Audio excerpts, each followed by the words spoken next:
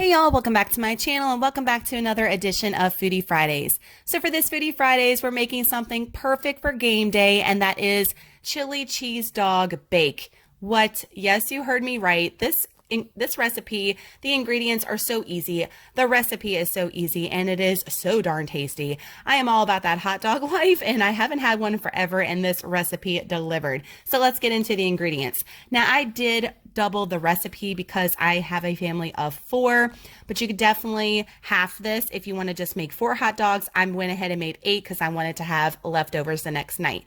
So if you're just making it for 1 serving, you're going to need 4 hot dogs, 4 cheese sticks, some pizza dough, 1 can of pizza dough, 1 can of chili, 1/4 cup of butter, 1 teaspoon of garlic powder, and 1 teaspoon of parsley, chopped fresh parsley. Now I double that, as you're going to see in this video, so just make it according to how many hot dogs you actually need. You could even triple this recipe if you wanted to make this for a party. That's actually a really good idea. And y'all make sure to stay tuned for the end because I have some suggestions on what I would do differently for this recipe next time. Just a couple of things I would tweak. So let's get into it, guys.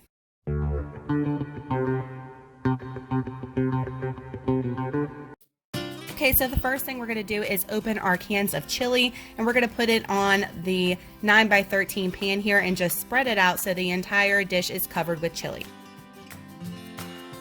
We're then going to take our cheese sticks. Now I'm using these Sargento sharp cheddar ones, and we're going to cut them in half because you need 2 pieces to go on each side of your hot dog. Now I'm using these uncured all beef franks from Walmart, and you're going to also need that can of pizza crust. This is a great value kind. You're going to take your pizza crust and you're going to lay it out, and you want to cut it into 4ths. You want to cut it into 4 even pieces. That way you can wrap it around your hot dog. So I'm taking my 2 pieces of my cheese, putting it next to my hot dog, and then I'm just going to roll my dough around my hot dog, kind of like a giant-sized pig in the blanket if you've ever made those before. So you're not really covering the entire hot dog or cheese, and that's okay. So this is where I would change things next time. I would not place these on top of the chili because the bottom parts of the dough did not crisp or cook up right. So I will tell you at the end what I would do in its place. So we're going to put these in the oven, preheated for 375 degrees for 25 minutes. If you are going to cook it on the chili, longer. We're then going to heat up our butter in the microwave. I'm using my sweater weather mug I got on clearance from Walmart. I love it. That parsley, y'all. Okay, I'm going to add my teaspoon of garlic powder. Now, I did not double the butter topping, if you're wondering. I kept it the same for a single serving of this. It was enough for the 8 hot dogs, just letting y'all know. Whisk all those ingredients together and set it aside for the topping. Okay, when your hot dog bake is done baking, you're going to take that butter mixture and you're going to use a brush and brush on that deliciousness on top. There's no need to put it back in the oven. Serve as is.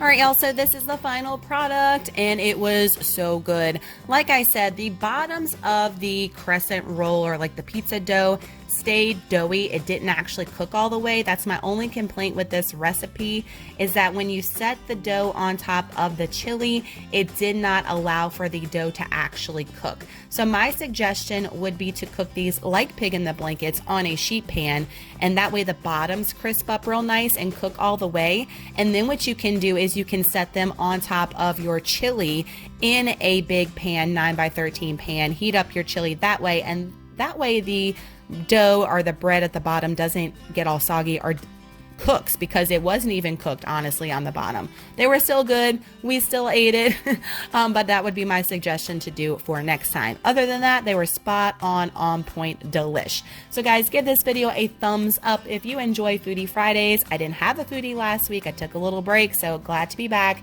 because I've been sick, and you can probably still hear it in my voice. Make sure to hit that subscribe button if you're not with me already. I'd love to have you a part of the YouTube family here, as I post a recipe every single week here on my channel. Just a little little sneak peek. Starting next week, guys, it's going to be all about the October Halloween themed recipes from the True Blood cookbooks I found at the Dollar Tree this past spring. So if you're excited about that, definitely leave that in the comments down below. I love you guys so much. Y'all have an amazing Friday and an awesome weekend ahead, and I'll see you guys in my next video. Love you guys. Bye.